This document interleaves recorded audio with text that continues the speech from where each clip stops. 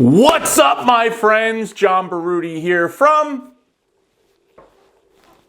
that's right, Baruti Success. Tonight we are going to talk about the dark side. Yeah, I'm not going to go anywhere with that. The dark side of entrepreneurship and burnout and honestly, mental health issues. I got it all. Stay tuned. Here we go.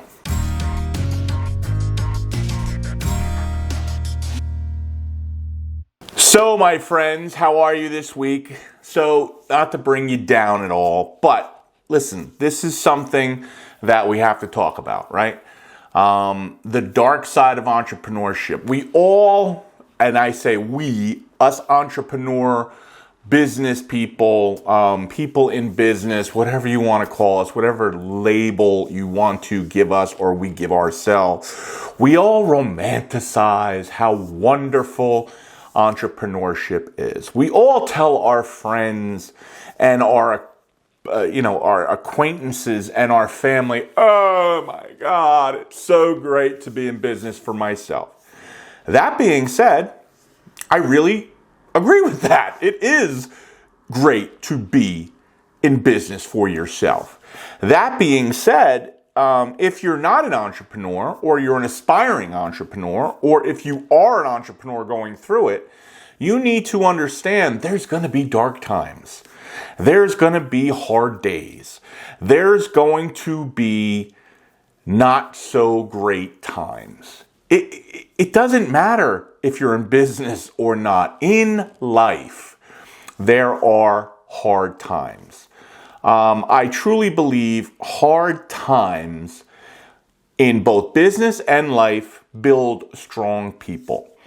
I believe that soft people are built by easy times.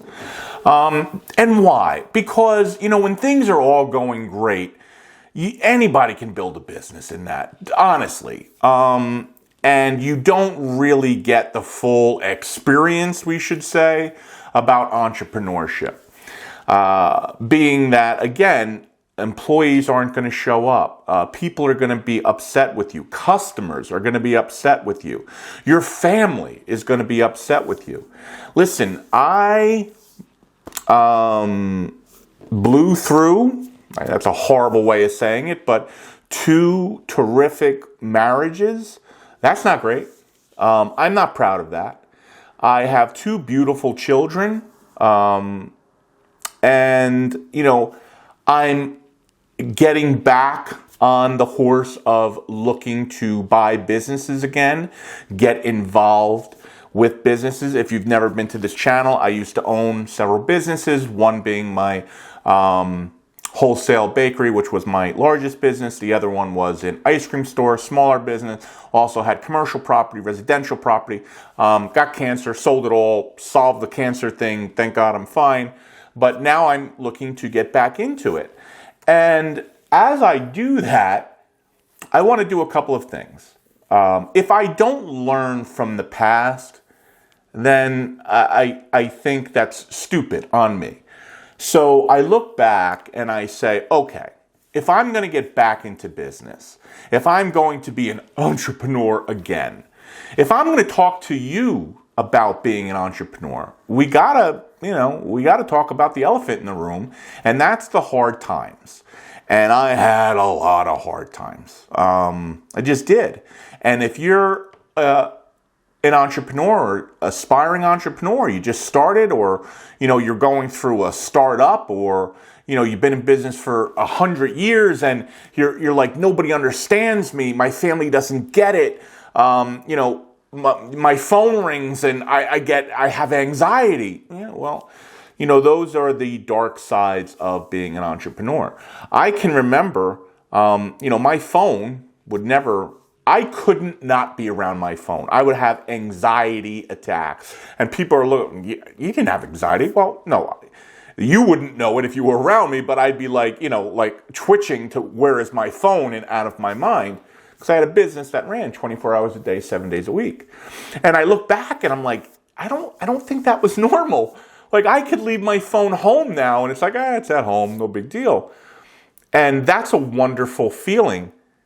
And to be honest with you, I like that feeling, but I also like the feeling and the adrenaline and the wonderfulness of being in business. I do. And I realize that more and more. And I knew that. I had to obviously take care of my health. I had to take care of my family. So that's why I sold everything. But I knew if I got healthy, thank God, which I did and I am, that I would want to be back in some way, shape, or form. That being said, the whole point of this video is talking about the dark side, the struggles, the mental health issues being an entrepreneur. And if you are an entrepreneur, a business person, you know the struggles that we go through.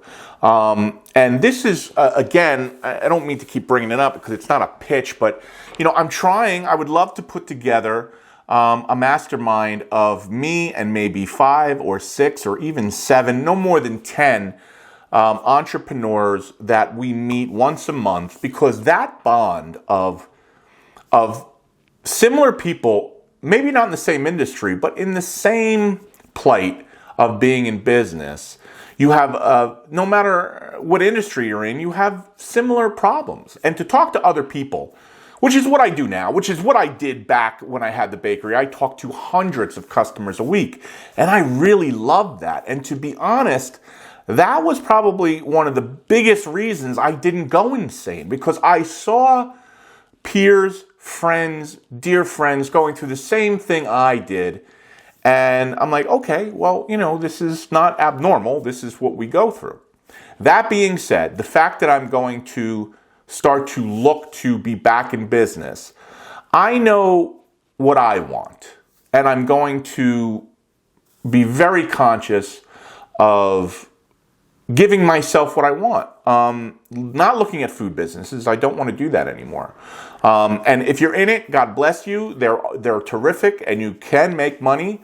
I just think for me, to get back into the food business world, it's too much work for too little reward, right? So what else is left? Well, there's a million things left. I've looked at adult daycares. I've looked at manufacturing. I've looked at hotels, motels. There's a million things that I can do. I don't mean to get off on a tangent because I want to seriously talk about, the mental health issues and, the fact that entrepreneurship is tough. And that being said, listen, there is a light at the end of the tunnel. For me, it was coming to a life-changing moment that I had cancer. And I told myself no matter what, I had to get out of the businesses I was in. And I did that. And I was so happy. And for the last 2.5 years, I have enjoyed my time with my children and my family. And I'm going to continue to do that, right? But I yearn for the excitement, the passion, the personalness of being in a business and talking to customers and being out there. So I start thinking about, okay, what did I not like about doing it? And this was one of the big ones, the fact that it's tough. It sucks. You feel like you are the only one, even if you have a family of loving people around you, even if they're in business with you. Everybody goes through something different. And it is super important to have balance. I don't know how to do that, to be honest. I'm still learning that, but I know going back into business, I have to have balance. I drive my kids to school and I pick them up from school every day, and I do not want that to change. I go to every one of my kids' games, and I don't want that to change.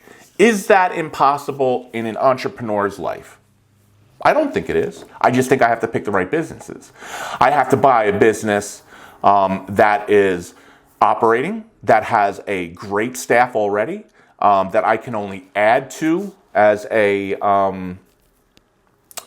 mentor to the business. I'm not going to create something from scratch. And that's what I did in the past. If I didn't create it from scratch, I bought it and it was a poop show and we made it into what it was, which again takes just as much time. As an entrepreneur, you have constant pressures.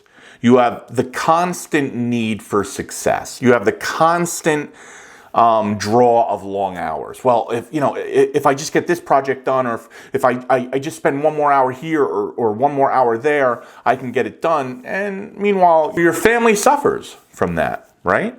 And although the drive, the fact that you want to be competitive, the fact that you want to be the best in your industry, all those things work against. You love your family. You want to be there for them. You want to be home. So again, balance.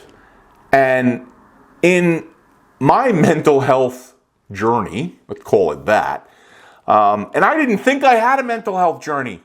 I'm fine. You can throw as much stress at me as possible. It's not enough. Give me more stress. Have more things happen. That's how I got to at a certain point. I'm like, it's not a problem. I can put it on my shoulders. More.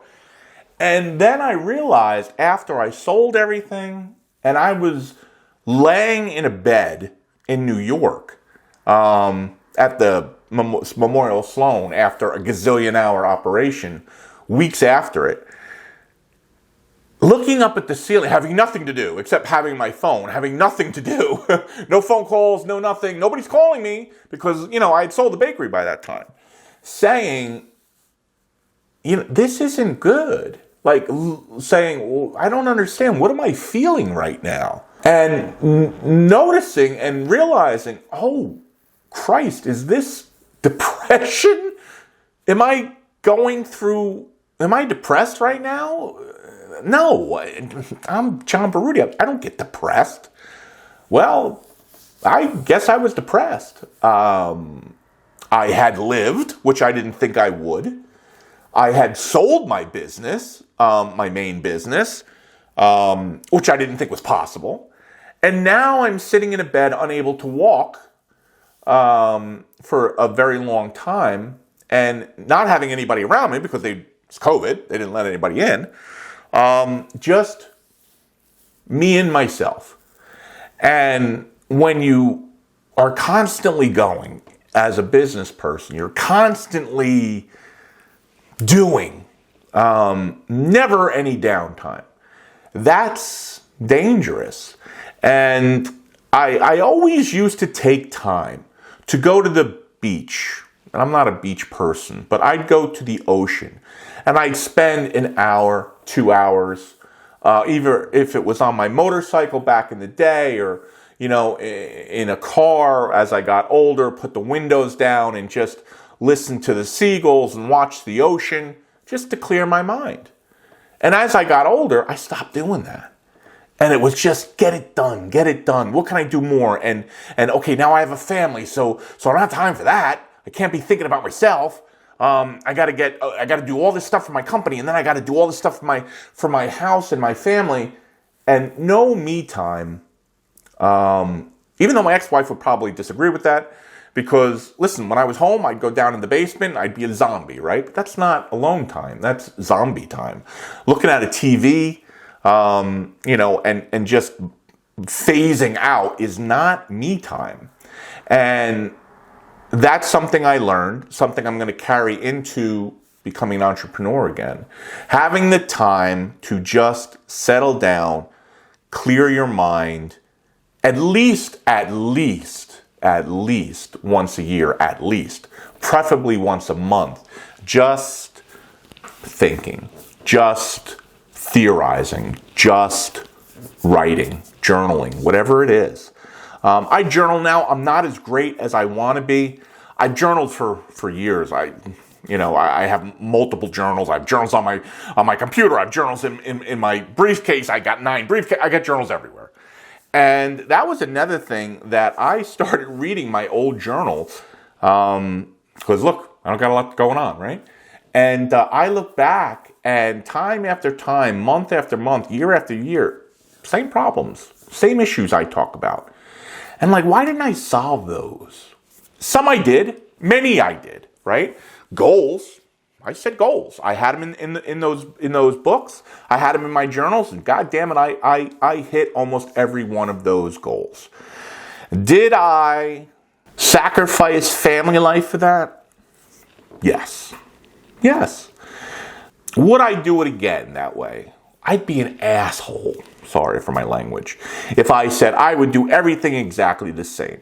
Do I regret what I did? How I did it? I'm not a regrets guy. I'm just not. So I would do it differently. I don't regret what I did. I actually admire some of the things I did. I don't admire other things that I did. But at the end of the day, I learned, right? And to grow and to have a clear mind as an entrepreneur, we have to take the things that we've done in the past, good, bad, indifferent, and we have to look at them. And we have to say, what am I doing good? What am I doing great? What don't I want? And take action, right? Some things I took action on. Some things it took a long time for me to take action on. Some things it took cancer for me to take that action. I can remember 2005-ish, 5 or 6. Gotta sell the bakery. 2005. Gotta sell the bakery. This is killing me. 24 hours a day, 7 days a week. I can't sustain this. Can't keep good people, can't train good people, blah, blah, blah, blah, blah, blah, blah. Listen, as far as people are concerned, I've had the most tremendous employees in the world. I wish I could have paid people more money. I blame the business for not being able to because it was a low margin business. Every time I could, I did and I would. But again, learning that business, I need to be in a business that I can pay people a lot more, period. Does money matter to people? Of course it freaking matters. It does. I'm not going to be a software entrepreneur to pay people hundreds and millions of dollars, but I want to be in a business that I can pay people a great salary. So I don't want to say they can be happy because, again, what is happiness? Is happiness more money? Is happiness family? Happiness is you. Happiness is different to every person, right? So, but my view is that I want to pay people more than the industry pays them. And to do that, I need to be in a better industry. So let's keep on task here. So just to give you a little bit of a background, if you don't know me, I grew up in an entrepreneurial family, right? My dad came over from Italy. He was an immigrant. My mom was second generation American. And my dad was a cook. I'm not going to say he was a chef. My dad came over, he was a cook. And he knew he was a cook. And he learned from different restaurants, different chefs. He came up in the business. And then he became a chef. He became very talented. And at some point, he and my mom decided that they were going to own their own restaurant. And my dad had small little side hustles to get there. I can remember one story in particular my mom would tell that my dad got her and him involved in a salad business. So they would make macaroni and potato salad in the back of a store at night when my dad was off. And then my dad would go to work and my mom would be left there with me and my sister, in our bassinets, my mom mixing everything and then packaging it. And if you didn't know my mom, my mom cursed a lot. So she was probably cursing up a storm that my father left her. She had to do all the work and so on and so forth. But that being said, my mom was just as entrepreneurial as my dad because, she went along with everything that he put her through. Long story short, they came into an ad in the paper that was for a tennis club, right? Tennis club wanted a snack concession. They applied, they got it, so they started running a snack concession. Long story short, they turned that into a beautiful northern Italian restaurant. It was called Carlo Nezzio's. And that is eventually where my bakery was created and took off, right? So them having, me having those kind of roots, growing up in the restaurant business, you get a certain work ethic. And I grew up washing dishes. I grew up peeling shrimp. I grew up opening clams. I grew up, washing pots and pans. That's how I grew up. And I hated every second of it, but it taught me to have a great work ethic. Thus, the entrepreneur in me was born. So I can remember when I was super small, I had a red flyer cart, and I actually went around my neighborhood. I've told this story a million times. Stole a bunch of newspapers. Don't suggest that, it's not a good thing to do. And then tried to sell them back to the same people I stole them from. That was a 1 day or 2 day adventure. My mom got called. I got yelled at and punished. But the entrepreneur was born. I did multiple things. I tried being a tennis pro. I didn't know how to play tennis, but the tennis business went out of business downstairs before my mom and dad bought the building. I had said, well, if the tennis courts are empty, let's try to get people in here. And I'd put flyers out in the town with my dad's help, and come and play tennis and have 3 serves free or whatever I did. And again, it was a flop, but I tried hard.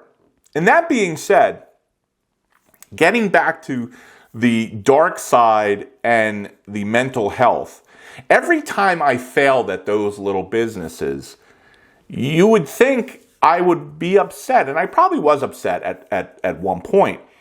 But to me, it just drove me. It's like, okay, well, the next one's definitely going to be better. I know not to do this, and all right, I could do flyers, but I can't put a price on the flyer because then they won't come. I got to put a phone number. I forgot that. Just stupid things. And I think that's where I learned my number one trait being in business, and that is tenacity. I think that I'm not the smartest person in the room. I'm not the most educated person in the room. I'm not the most or best business person in the room. What I am is one of the most tenacious people in the room. If I know I can do it, I'm going to continue on until I get it done. People around me will say, John, just stop. It doesn't make sense anymore. Just, what are you doing? You're not making any money at it. But if I see the vision and I know that I want to do it and I love doing it, I realize that is a huge trait to have as an entrepreneur. That being said, again, that weighs on you, right? So when I had to fail big in probably my first real big failure was the restaurant. Well, for those of you who don't know, Dad passed away. I had purchased a bread route. I was doing a bread route for a bunch of years. We had another restaurant leased from us. They went out of business. So genius over here says, great, I'm going to go in the restaurant business, a business that I hated. So I did that. I created a restaurant. It failed miserably. I hired the wrong people. I did the wrong things. I didn't have process. It was horrible. And I failed miserably. Now, why I'm telling you that is because even though I'm tenacious, I have the ability to realize if I don't love it, I did not love the restaurant business, I know when to call it quits. And that's what I did. I gave a certain period of time. I said, listen, I'm going to give it this 6 months. If we don't turn things around, we need to do X, Y, and Z. It didn't happen. Nobody's fault but mine. They didn't have great direction. Nobody had great direction. I hated the restaurant business, but I knew enough of that I hated it, that I knew even though I lost hundreds of thousands of dollars, it was all on me, and I was okay with shutting it down. That being said, I knew shutting that down would explode the bakery because I could put all my time towards the wholesale bakery, going out, getting more accounts, finalizing the recipes, making the bread really great, so on and so forth. And that is exactly what happened. The restaurant got shut down and the bakery exploded. Fast forward 30 years out of the restaurant business. I got, again, the wholesale bakery business did terrific. Bought an ice cream store, bought more properties, did more things. I was always doing something. I had a biodiesel company. That was a disaster. I'll talk about that another day. But all through this, the dark side of entrepreneurship. And I'm not putting entrepreneurship down. I think it is one of the greatest things you can do is be a business person. Go out and create something, start a business. Years ago, I used to tell people, "What are you doing? You're going to, don't do that. Don't go in business." And I'm like, "What are you talking about, John? You love doing it." So, okay, maybe I picked the wrong business. Being in a 24-hour a day, 7-day a week wholesale business, probably not smart. But you enjoy starting and building and all the things that come and the employees and the customers of entrepreneurship. Yes, I do. None of us like the bad parts of it, right? But the bad parts are really what gets us to the good parts. And I think when you're in it, when you're in the minutia, when you're in the business and you're running it, you forget that. It's just misery. What happened today? Who didn't come in? What broke down? And you forget how much I love the process. Sure, there's going to be tough days. Sure, there's going to be things that break. Sure, there's going to be really dark days. But taking the time for yourself, taking the time for your family, taking the time vacationing, setting time aside. One of the biggest, and I don't want to say mistakes because my father's passed for a long time, but one of the biggest lessons I learned from my dad was I had to have management and levels in my company. The restaurant was 100% my dad. My dad was the cook, he was the chef, he was the baker, he was the electrician, he was the delivery. My dad was everything. And when he passed away, the restaurant went away. And I never perfected that. I never perfected it. That's something I'm going to super focus on. So as I've said, I'm going to look to purchase a business or businesses. I don't want their revenue to be any less than $1.5 to $2 million. Why? Because I'm a big... No, I don't give a shit about the revenue. But if it's not above that amount, I can't have a management team. I can't have a team of people that actually run the operations, that actually operate the company, because I don't want that to be me. That is not the fun for me. Although I like operations, but I want to be the person that is the mentor. I want to be the Warren Buffett of small business. I want to be the one that advises, tests, samples, different ways of doing business, taking a good business and making it great. Taking an old school business and adding the internet, adding marketing, adding SEO, adding all the things it probably doesn't have because it has an older owner right now, right? And I know now that that is what I love doing in my business. So moving forward, and again, getting back to the dark side of things, do the things that you like to do and hire for the things that you don't. And I can hear a bunch of you saying, John, I got a $30,000 a year lawn business. How am I supposed to do that? Well, Jerry, maybe you like the $30,000 a year lawn business and it's just you and a mower and you're ecstatic. That's fine. You do you. But if you want to grow a business, then you need that business to be a $300,000 a year business, and you need a GM. Maybe not a GM at 300, but you definitely need a head lawn guy, right? You need a salesperson, right? You need somebody in the office to take phone calls, because you can't mow and take phone calls all at the same time. Sure, you could, but you're not growing a business.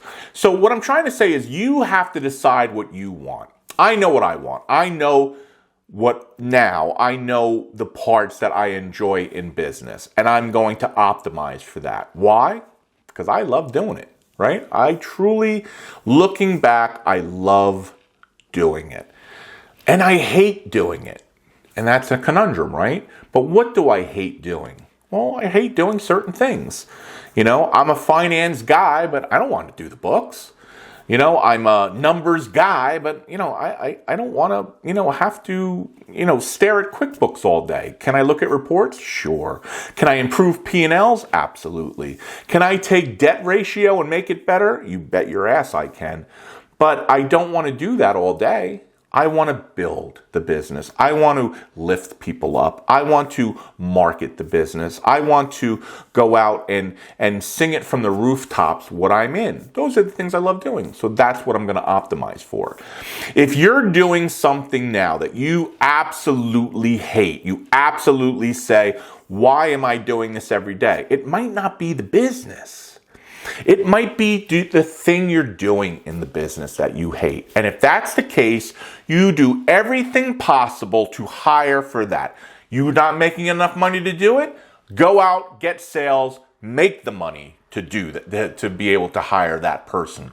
Simple as that.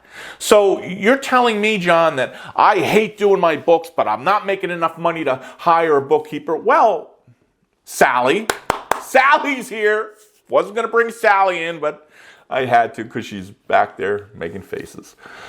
So, yes, Sally, if, the wonderful thing about today, you don't have to afford a full-time bookkeeper. You can go online to a Fiverr or an Upwork and hire a part-time, quarter-time, by-the-hour type bookkeeper. You can do all that now. And you don't need a full-time person. And what you can really do is you can experiment hiring that person because it's fairly inexpensive and see, does this help me? Can I make more sales? Let me talk to someone on Fiverr or Upwork about doing QuickBooks for me. And that hour or 2 hours you spend a week is now taken care of. You could either sit back and enjoy that hour or 2 hour or go out and sell and increase your business to afford maybe a part-time person that comes in to do that. All I'm saying is that in a business, you have to optimize for what you love to do so you keep doing it. And that is one of the biggest things I learned from being in multiple businesses. There's some things I can't stand doing. And those couple of things get you so upset that you have to do them. It feels like, why am I in business? When the reality is, I love being in business. I just don't want to do that, right? But it's a constant in your head, right? And you need to work towards solving that problem for yourself.